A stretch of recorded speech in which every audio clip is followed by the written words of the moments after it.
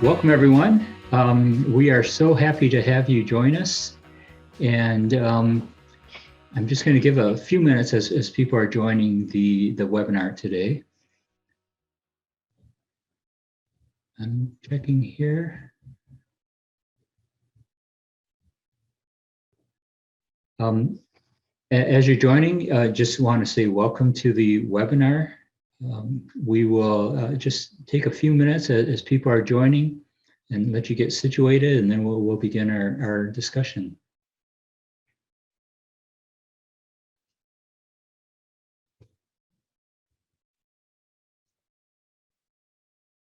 Okay, I am looking and I think we should be set to get going. So again, welcome. My name is Steve Goodman, and I have the great pleasure to bring together a wonderful panel here. So we have our discussion will be the state use of MTSS to organize an effective pandemic response. We've got wonderful presenters, Brian Gaunt from University of South Florida, Ashley Greenwald from University of Nevada, Samantha Brins and Rosemary Riley Shaman from Rhode Island Department of Education. And I'm sorry if I tripped over your names early in the morning. My tongue gets twisted.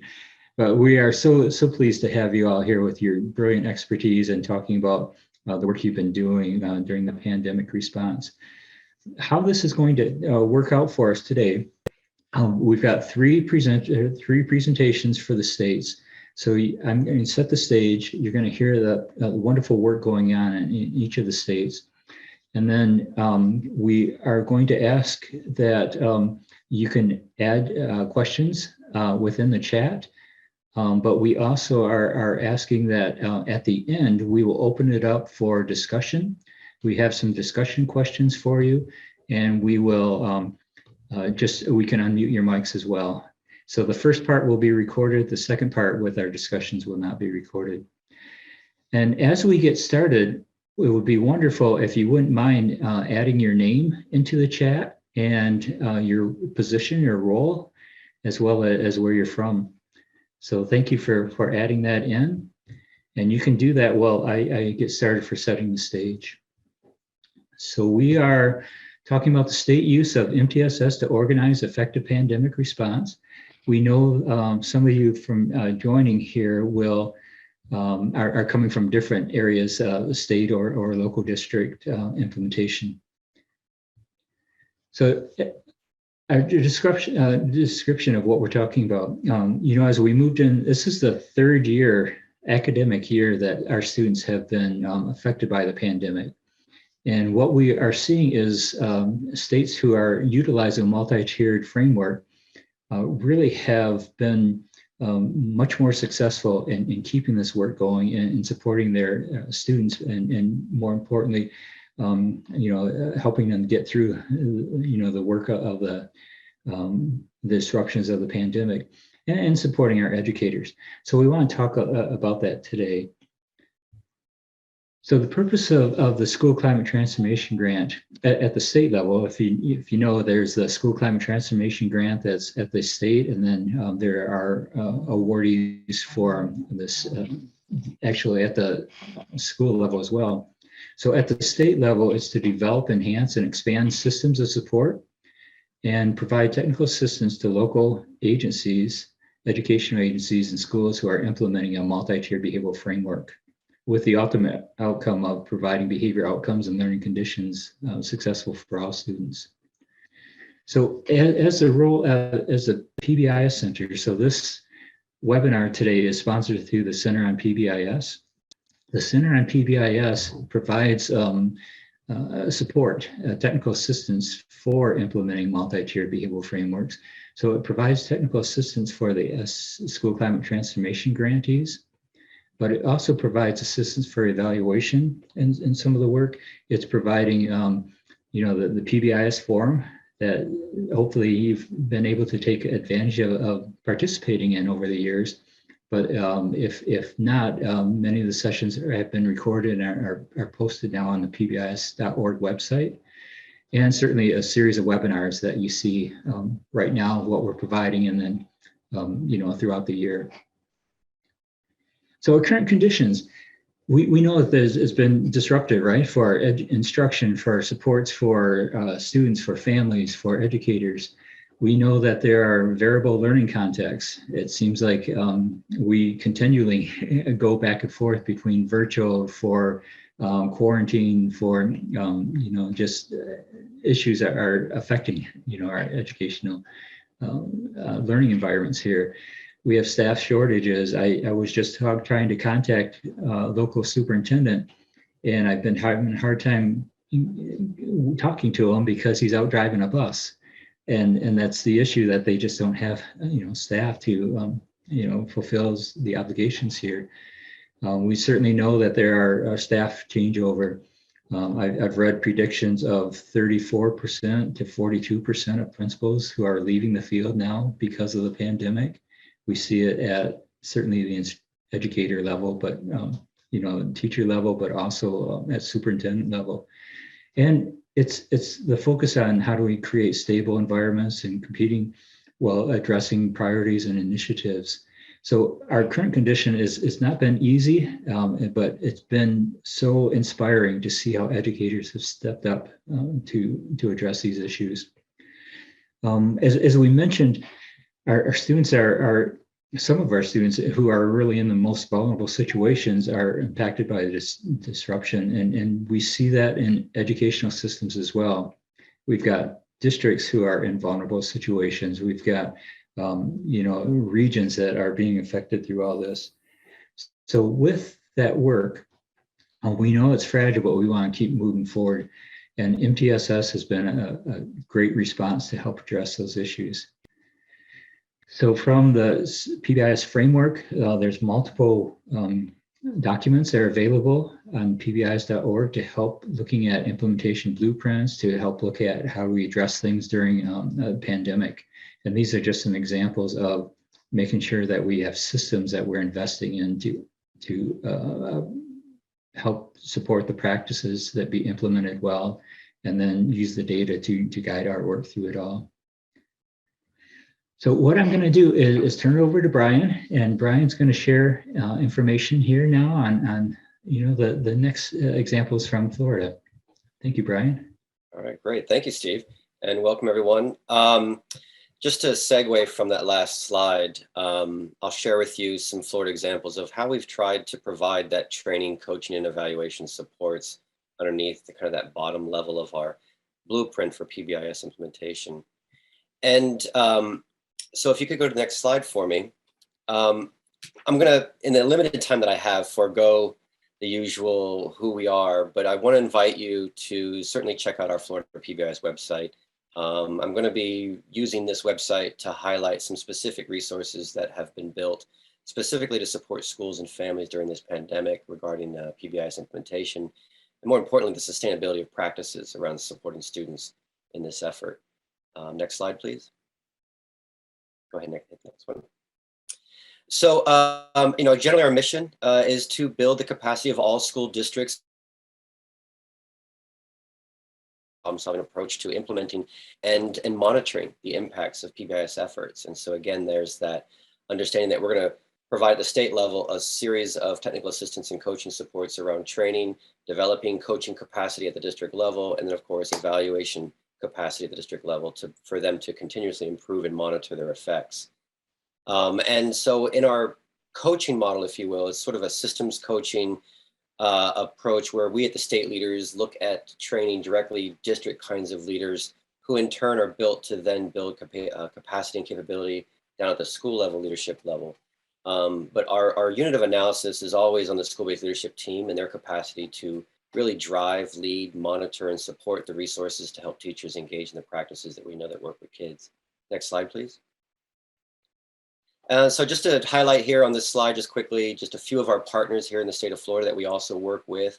So while at the state level at University of South Florida, we do provide technical assistance and supports to all school districts around PBIS implementation, we work very closely with our partners at the Department of Education, as well as our RTI PBIS project. I'm sorry, RTI problem solving project, also housed at University of South Florida. Next slide. So I want to just again highlight from our website a series of resources that we have developed and that have been posted on our website for public use, really. But we've really built these mainly for two sources of stakeholders, our families and our teachers. During the pandemic, the biggest obstacles for us that we saw right away was a concern over the fidelity of what was already in place with schools beginning to fade or drop. But we also heard from our stakeholders at the ground, kind of the school level, that there was a need for understanding how to adapt what they're doing for this virtual environment. For example, we have school-wide expectations, we have rules and locations assigned and aligned to those school-wide expectations, but now we're in this new environment of hybrid learning and or offsite online learning complete. And so, how do we adjust and make improvements in the way we support students for behavior at tiers 1 and across the tiers? Next slide. So our TA chats is where I'll start by highlighting that this again is a resource that's available to anyone in the public. We provide monthly chats on a variety of topics. You can see the list there on the right for those that we're hosting this current school year.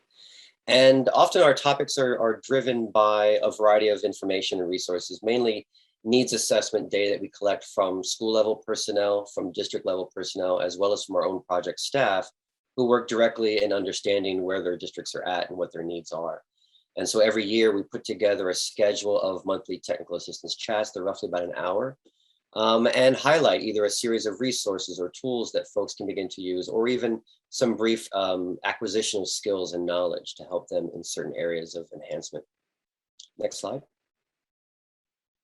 And so as I mentioned, the virtual concepts and the approach to supporting people in this virtual environment for us kind of had many different levels. On the one hand, it was not just recognizing the need for schools to adapt the way they approach implementing, monitoring, and sustaining their PBI's practices in this environment, but it was also recognizing that many of our parents now are going to be burdened with a responsibility that they're not usually accustomed to, and that is managing their students' behaviors under the conditions of school academic engagement and tasks. It's one thing to manage your child's behavior at home during regular social time gatherings and mealtime and evening times and getting ready for bed. And certainly there's a context there in which certain behaviors are predictable and parents have their ways of working with their children. But what we recognize is during the day, as parents are trying to deal with their own online work responsibilities, how do I keep my child engaged in the work online? How do I support their behavioral engagement in tasks?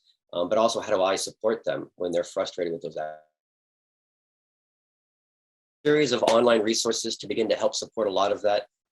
We then, of course, provided technical assistance chats in support of those resources, demonstrating that knowledge or application of tools and skills. Much of those particular TA chats you'll find during our one school year menu of resources in our TA chats. Next click. So there's just a link there. You can access that, and you'll see there on the right table of contents regarding a variety of tools and resources we built for families. Next slide. All right. So in addition to providing resources around how to adapt and how to support students' behaviors in the home environment and in the online learning environment, we also needed to think about continuing to support our schools or our districts to scale up and continue to implement in new schools that have not yet begun this work. And as a result of looking into how best to support that and realizing really nobody's available for live training anymore, we shifted then to online resources. Initially, what we provided was a Zoom live format in which we had this existing training content. It's roughly 3 days worth of training materials for school-based teams. And it's in purely the implementation of Tier 1 in this initial stage. But over the time of conducting those Zoom-based trainings, we then behind the scenes began to wrap up putting together an online Canvas course option for our Tier 1 training. So next click. And so in this Canvas course training, next click as well, basically we've outlined a process in which we give our school districts the option of either a live Zoom-based format and or an independent course format in which schools can go through the learning material on their, where we have a series of check-ins at certain with the teams, make sure they're understanding the material, uploading artifacts related to their activities, and then continuing to support their learning application of ideas for their planning. Next slide. And as an extension of those tier 1 as well as a tier 2 curriculum and training for virtual learning format, we also have developed a number of skill development modules for a number of different educators, whether it be school-based leadership team members or teachers, or in some cases, student services personnel. But these would be considered topics that are enhancements or extensions of our tier 1 and tier 2 basic trainings. You can see there as well that we've got some content around application of a database problem-solving process with which to use your data to evaluate how well PBIS tier 1 is working for you, and how to use that data to make adjustments to either your tier 1 or tier 2 structures and supports for students. Next slide. And so, as you probably got a sense of looking through those resources and technical assistance chats and online learning tools and resources that we provide, that there's a lot of focus on getting practices to students through teachers with fidelity, evaluation and building capacity in schools and districts to evaluate their own efforts. We continue to support all of our schools through a comprehensive data system. In this data system, all of our active PBI schools throughout the state of Florida have access to their own individual schools data that they submit and share with us each year, and allows them to see a variety of pictures and patterns with which to formatively and summatively monitor and evaluate their implementation efforts and practices. Next slide. And so this is just a login screenshot that you can see here, and schools can either log in directly to their account. The district coordinators can log into the district level and see all of the active schools data as aggregate and disaggregate patterns. And we at the Florida PBIS Project can look at statewide patterns. And every year we also use this data system to provide our annual PBIS kind of evaluation impact report that we provide to the state. Next slide. This is just a screenshot of what it would look like at the main dashboard when you get to the district level reports. Next click. And you can begin to see here that it just gives you a brief kind of overview of all of the active schools in a given district, roughly where the schools are in their fidelity levels for tier 1, but also looking at how well they're doing with outcomes, whether outcomes as defined as office referrals and suspensions, if they're getting worse or if they're getting better. But we also are tracking equity and professional development access. Next slide.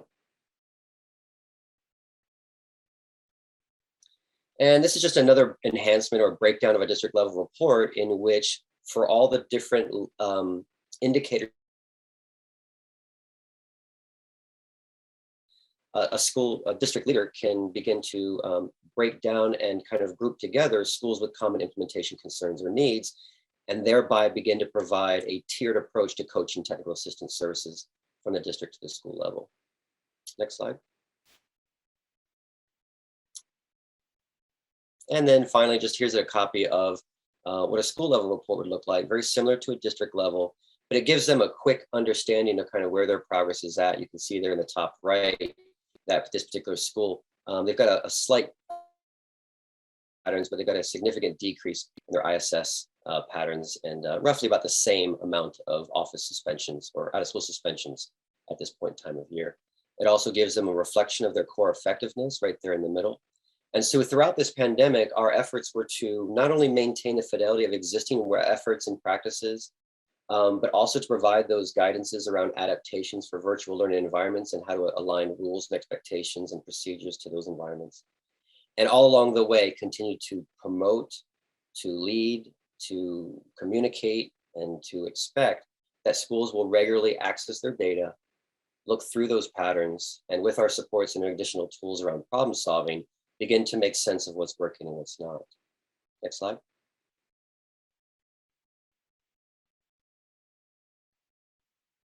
And this is just another further breakdown where you can see where they can look at how well they're doing their fidelity levels over time, break down our benchmarks of quality instrument, which we use as a tier 1 measurement of fidelity. And they can look across the different components to see if there are areas of need that they need to work on.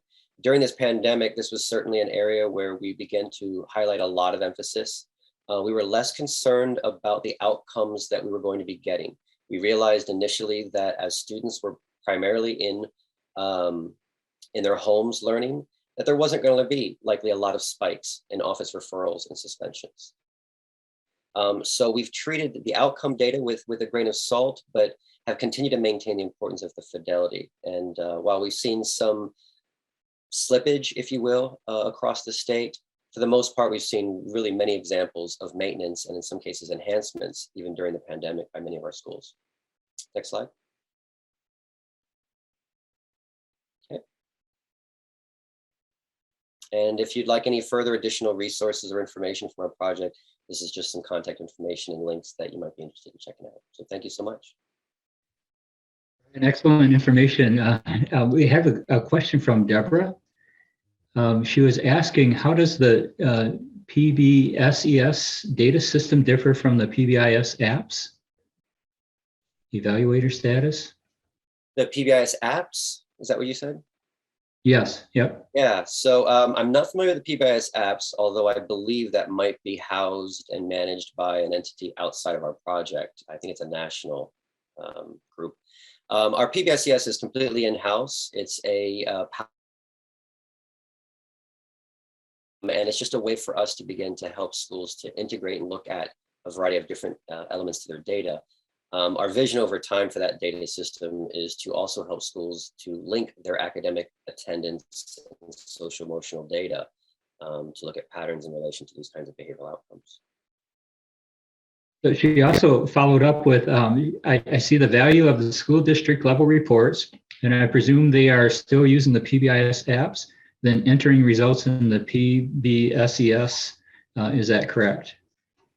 Again, the PBIS apps we're not using in Florida, to my knowledge. Yeah, so what districts are doing is mainly their behavioral indicators. They're certainly capturing those within their in-house data systems. Some schools or districts are using Focus, others are using Power BI dashboards themselves. So there is a bit of a double entry in that schools do enter the data into their normal district kind of mainframe. But at certain points in time, a key member of the leadership team at those schools will then pull from their district data system their individual schools data and then submit that to us so that we can include those in our evaluation reports and offer them back to them in these visualizations in our PBSES dashboard. Wonderful, thank you. Thanks. So next, Ashley, we'll talk about the great work going on in Nevada. All right, good morning, everyone. It is bright and early in Nevada, so if you hear some happy children yells or footsteps in the background, my kids are not out of the house yet, so my apologies if there's any background noise, but I'm sure that they're out there having a great old time with their dad. Okay, Steve, if you could advance the slide for me, that would be wonderful. So in Nevada, you know, I'm listening to Brian talk about Florida. I think something that is interesting to kind of contextualize Nevada a little bit is that Nevada is a very large state, and majority of it is rural and isolated. So we've got a lot of districts that we support. There are only 17 districts in the entire state.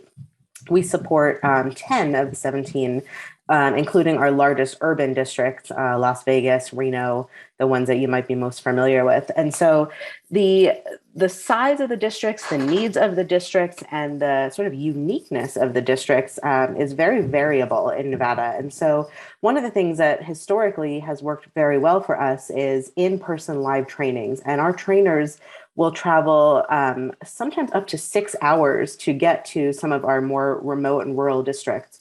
But the learning opportunities are really favorable in person in Nevada. It goes a long way to be there in person.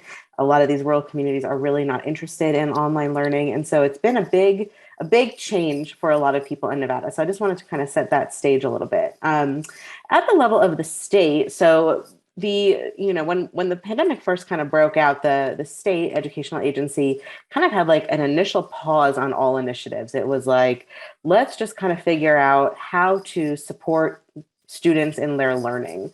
And so that sort of like panic and uncertainty really set in. And we also kind of took a little bit of a pause. We paused some of our trainings, some of our coaching opportunities. We reduced our state leadership meetings. We typically would meet monthly. We reduced those to quarterly.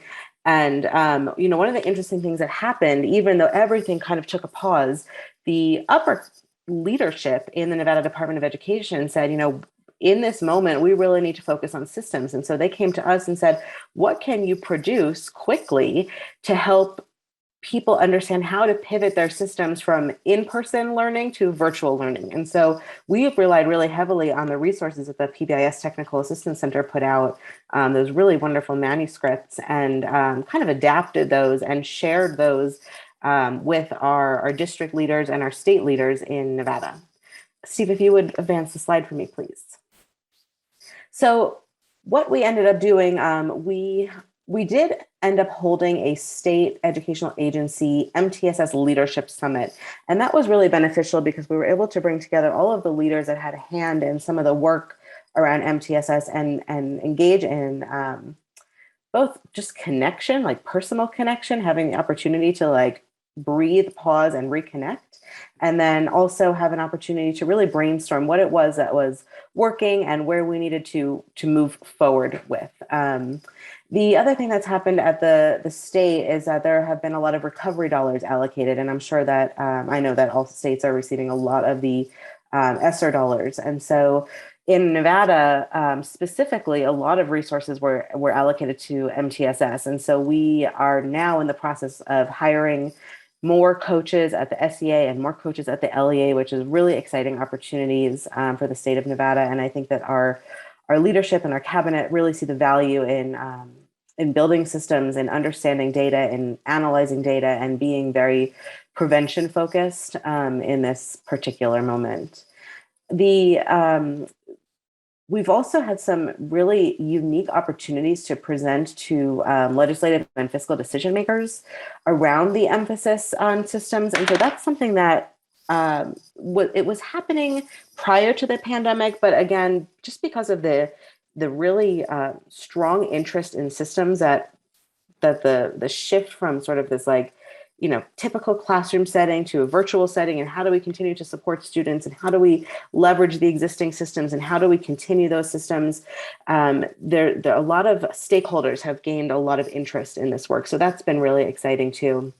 And then most recently, the school improvement plans or the school performance plans, you might call them different things in your states.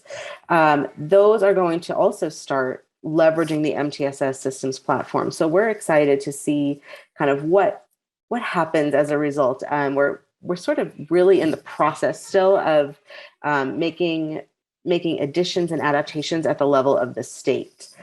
Steve, if you'd advance to the next slide, I'll talk to you a little bit about the districts. So the districts, we had a little bit more concrete approach here. The districts that we're supporting had sort of two responses. So some of them said, we want to enhance our systems, give us everything you've got. We want more coaching. We want more training. We need more resources. We want to access online materials. And some of our districts, like I had shared, really did not favor that. That was a really hard thing for them. They said, we don't want any training. We don't want any coaching. We need to just focus exclusively on supporting our students right now.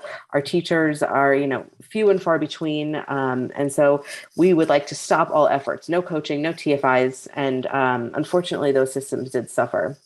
And I will say, no matter the approach that the districts took, we did see that our training numbers were lower than average. And as we returned to in-person events, we've actually had to cancel quite a few of our trainings due to low attendance or just complete lack of attendance for the first time ever. And we've been doing this work for almost 9 years. For the first time ever, we have had no shows at trainings where our trainers were out there and nobody showed up.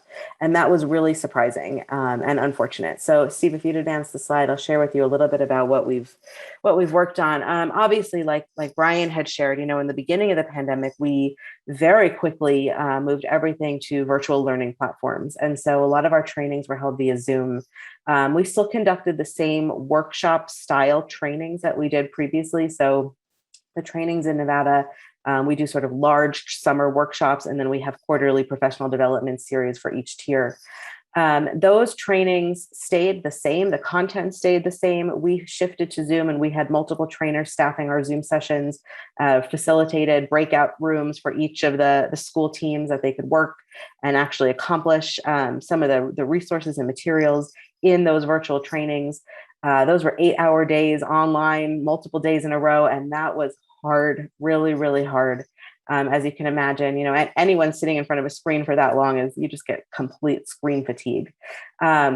So what we've ended up doing at this point is that we are really focusing around tier 1 workshops being in person.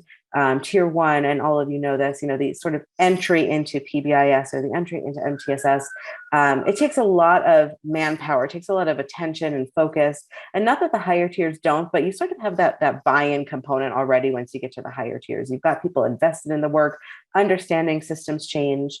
At tier 1, we've found that if tier 1 is not in person, where they're actually creating materials in front of us and we're able to really facilitate that, our teams and our outcomes really suffer. And so that's kind of the latest virtual pivot that we have, is that all of our tier 1 trainings are still live and in person, and tier 2 and tier 3 are all still virtual.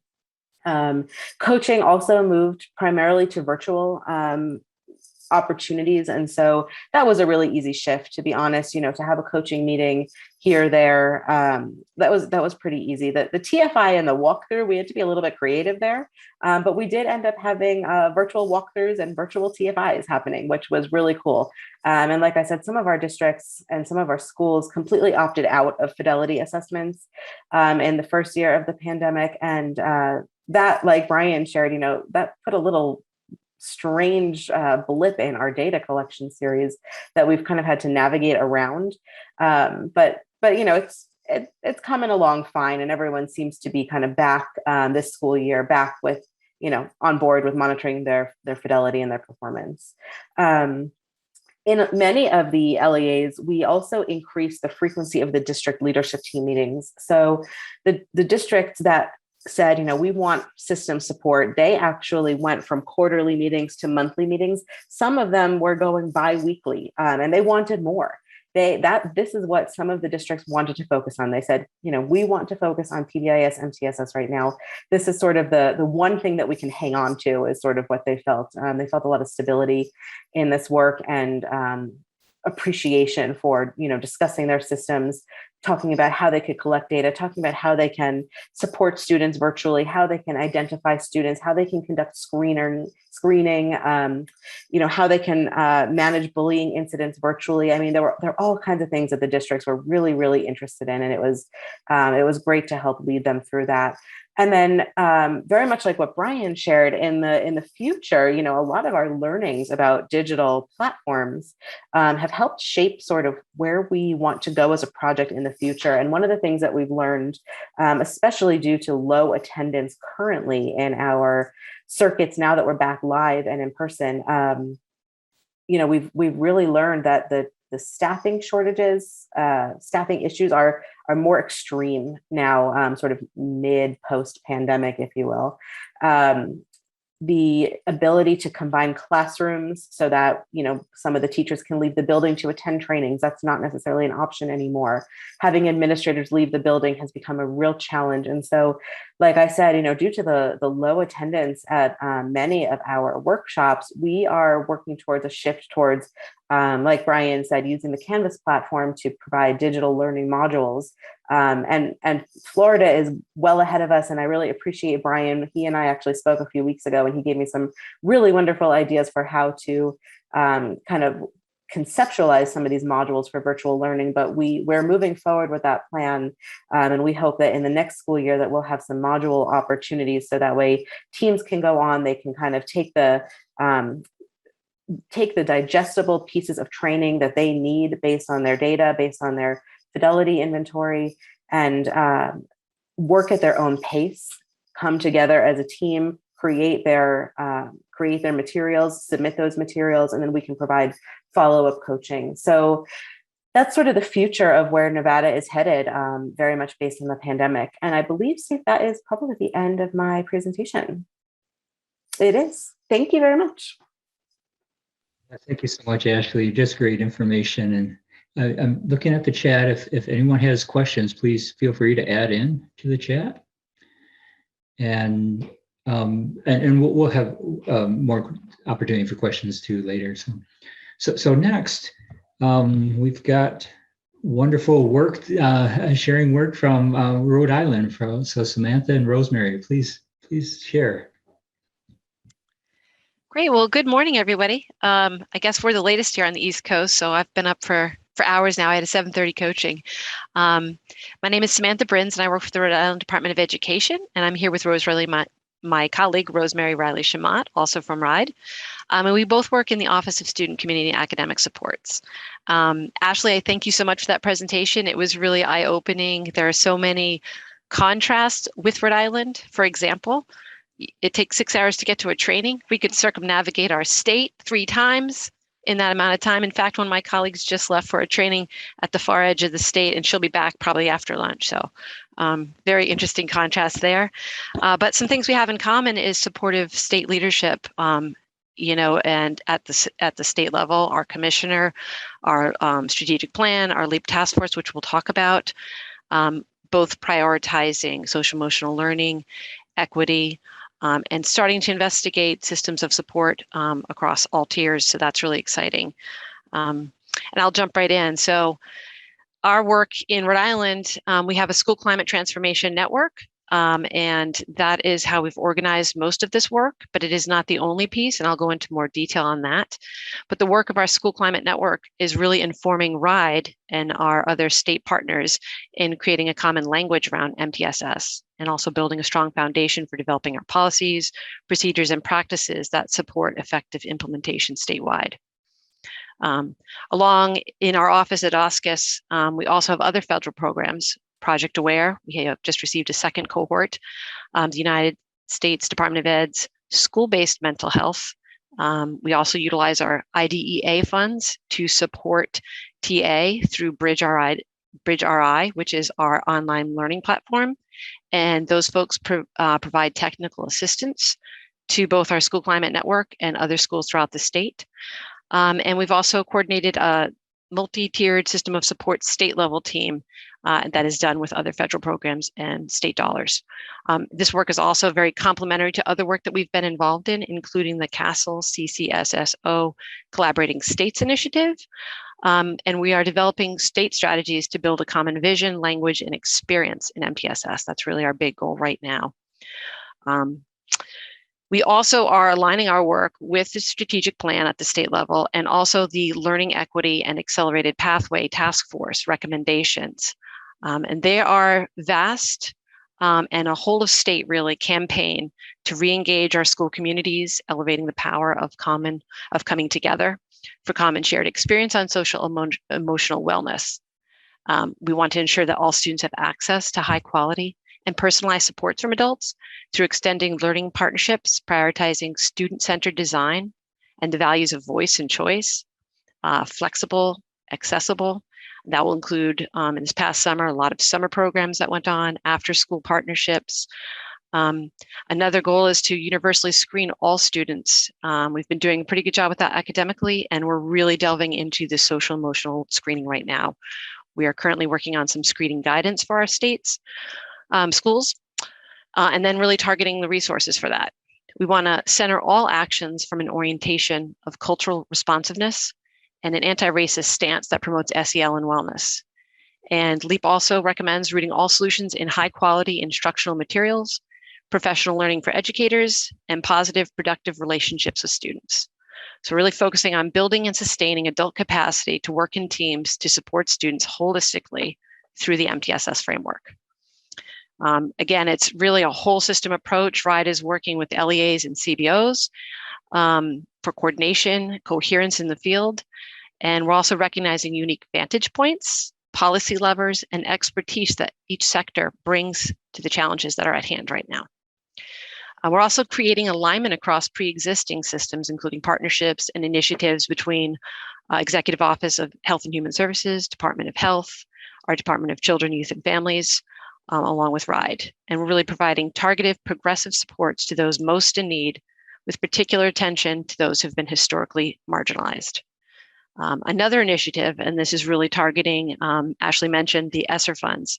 So Rhode Island is doing a unique one-to-one match with 9 selected districts to provide a 2-year program to support the state districts that were disproportionately impacted by COVID-19. And they're going to align their post-pandemic recovery efforts to the recommendations that I just mentioned in the LEAP task force. Proving ground is an initiative at the Center for Education Policy and Research at the Harvard Graduate School of Education, and they're working with districts to improve student achievement by applying improvement methods to help districts identify and test evidence-based solutions to key challenges. They're going to facilitate a superintendent's institute and also workshops and PD sessions for those 9 districts, 4 of whom are part also of the School Climate Transformation Project. So in our work, it is critical that we really have clear talking points for the districts so they know that we're kind of pointing in the same direction, regardless of which initiative that you are in. And the process using continuous improvement strategies is very similar between both the LEAP district support program and the school climate. So we're excited about those applications. There's a lot of other initiatives going on in our state too with high quality instructional materials. People are piloting curriculum. So really our work at the state level is helping them really to align their PDSA cycles and their larger goals in MTSS where they can, if it's instructional core, and we really are focusing on Tier 1 in this work. I think you can go to the next slide, Steve. So this is some of the mission and the goals of our project at RIDE. We have 3 overarching goals, and our large effort is to create school climates to support academic equity, promote social emotional well-being of all youth using the multi-tiered system. And our first goal is really around our partnerships at the state level with the Center for Leadership and Educational Equity and Bridge RI, that is the contracted TA supporter I mentioned earlier, to build state level capacity to support those 9 LEAs and schools in our school climate project in delivering an MTS framework with fidelity. We're also looking at partnering and providing training and technical assistance to those LEAs, and that is done directly with CLE, the Center for Educational Equity. And we also bring in that expertise of the other partners, RIDE and our TA supports, to really round out what we're providing to districts. And much like the work in Nevada, we've really had to pivot at that level. We have a robust TA schedule. When we began the work, it was in 2019, and we were in person, virtually all together, really all together in one room. And we had, I think, 6 cohort days that were all together in person. Then we provided individual coaching sessions also in person. We really switched to a virtual model in the last 2 years, but like Nevada, we also increased our communications and our meetings and TA support to both the school teams and the district level support, which was really critical at the time.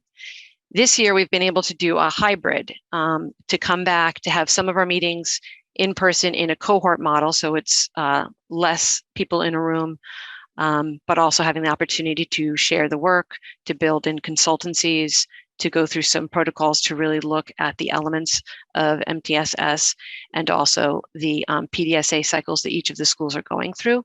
So it has been a lot of pivots in this past year, but the planning team has been very supportive, and they really do provide the direction and the vision for the network.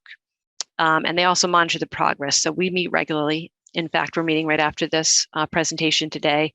We review the goals, the progress, and we've really worked together as a team, leveraging the expertise to make sure that we're pivoting really to meet the needs of the schools. And as was mentioned by the other folks presenting today, the need has really increased this year. The staff shortages have been intense, and we have had to be protective of, our schools have been protective of their staff time because there's so many initiatives going on. So we've really had to take that in consideration and help them problem solve and really see the alignment and connect the dots between the larger pieces of this work and enhancing their systems.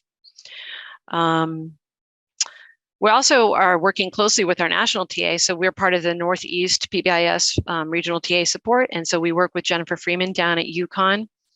And she has come in and provided us support with not only technical assistance when we realized that we were going to be running into some challenges with the network team this year and the many challenges that schools were facing. We were able to consult with her. We've also had Jen come in and support our state systems of fidelity inventory, which is sort of the PBIS blueprint at the state level. And she's facilitated that just as the pandemic was beginning. We began our action planning and our state work efforts to support the school climate network and more broadly the state. And she'll be coming back just this week for our second annual SSFI. So we're very excited about that opportunity. And all of these efforts really kind of increase our cross-sector coordination. Really, our model here in Rhode Island is really being informed by the School Climate Network pilots at the school level. And then we're working more intensely with the district levels and building those broader supports with our TA and our partners. And then it comes right up to the state level. We're working very closely internally, as we are externally, with our RIDE staff, and we are beginning to do some of the parallel process the school climate schools are doing on site at their schools. We're doing that same work at RIDE. So we're really building our own knowledge of MTSS and how it connects to the work of each of the offices at the state level. I'll be turning this over to Rosemary to talk about the next two slides for Rhode Island. Thank you. Thank you, Samantha. So next, we'd like to share some of our key strategies for sustainability. And I think the number one encapsulating strategy is begin with the end in mind. So particularly with the school climate transformation funding, on day one, when we have the funding, we need to think about what we want it to look like at the end and really target our approaches so that we're collectively building capacity around that. So to that end, we created an MTSS state level team that includes RIDE staff as well as our state systems of support. And that's what Samantha was talking about when, as we partner with NEPBIS and Jennifer and working around our SSFI action plan. We're also working on a district practice profile, and actually we use the work from Michigan as a model for our district level practice profile as a shared product and as a way to describe and build consistency in messaging around MTSS framework models. We also look at diversifying funds to support the work that is needed to support MTSS statewide. So right now we do use some of the IDEA funds. We partner through the School Climate Transformation Network. The program was also successful in accessing SPDIG funds through USDOE, and that will support another staff person at Bridge RI. And the more that we are connecting the dots across programs at RIDE, that we're hoping that there'll be more and more support through an MTSS framework for this work across multiple programs at RIDE. We continue to elevate the importance of data systems and practices implementation at the SEA, LEA, and school level. And again, that's another place where the practice profile comes in. We have had an increased interest in MTSS across the state, and that has created a real sense of urgency around capacity. So as an example, with the school climate transformation work, we are working individually at the school level, and schools, as they move along, can leverage those experiences to support work at the district level. But we're not quite there yet. But now we have some ESSER funds for post-COVID support, and there are a number of districts that are looking at and have already hired district level people for MTSS support work.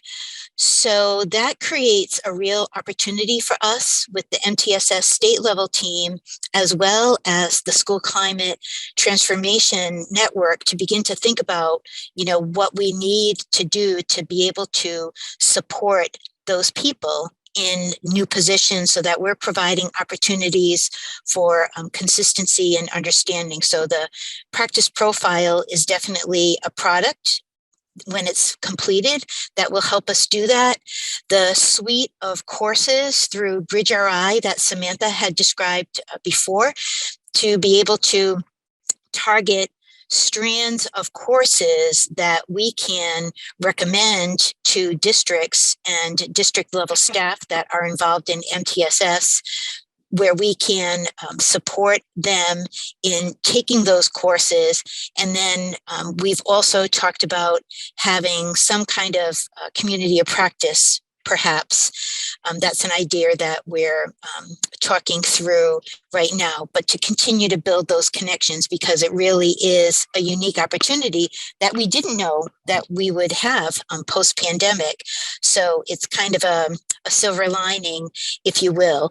And then continuing to identify new practices and policies that will help us build capacity for MTSS. So kind of always be on the lookout to be able to connect the dots as this process evolves.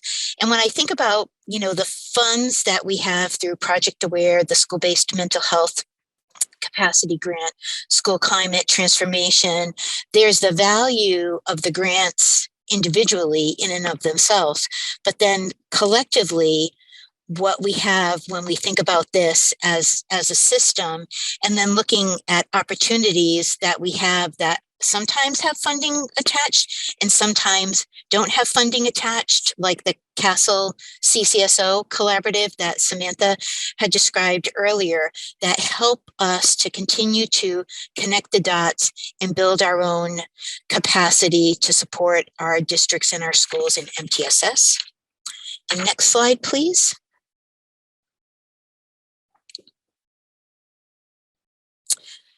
So the left-hand side of this slide is part of an evaluation that we had conducted for our school climate transformation network with our evaluator, Haley Dunn, and with the facilitators and the barriers to carrying out the work of our network learning community. We've heard some of these already from Ashley and Brian. So certainly, there's the facilitator and the opportunity for professional development, and people still need and want professional development. But then there's the competing barrier of time and capacity, readiness, etc. So this slide really helped us to think about the interconnectedness of our systems work at the state level, at the district level, at the school level. And a partner analysis tool was used to really gather this data across the different levels of our partnership. And one of the outcomes of this particular evaluation that was very, very heartening to us is the level of trust that was realized across the partners was very high. And so in terms of thinking about how we need to build and pivot to address these barriers, that was a really, really strong foundation in which to build on. And so we have eliminated some of the hybrid training that had already been scheduled and have pivoted more to coaching and one-on-one, so we can meet the schools where they are, figuratively and literally speaking. And we still will have some in-person days, but there'll be 2 of those later on in the school year, because there is still a value in bringing people together. But hopefully, and schools have told us this, that this balance will help them be able to participate more, because we are, like everyone, we're trying to avoid people completely dropping off. So to approach it with a what do you need versus this is what we can provide, it's really important that we do that. And it's really incumbent on us as state leaders to take that approach. And then finally, the infographic on the right-hand side was developed by our state systems of support partners, and they periodically put out these infographics as a way to generate interest and awareness around the resources through Bridge RI. So you can see just from the numbers, in a very short period of time, there has been a tremendous increase in the number of users. I will point out that the science of reading and structured literacy was part of an overall state mandate, legislative mandate that we have. And so that might have a lot to do with how the numbers really exponentially grew in a very short period of time. But slowly and surely across all of the types of courses, those numbers are growing. So again, it's really another important way that we've built our capacity there. And so now I'll turn it back to Steve. Thank you so very much, Samantha, Rosemary. Wonderful data, and that's just really inspiring. The numbers in a few months, right? The increase for your work. So.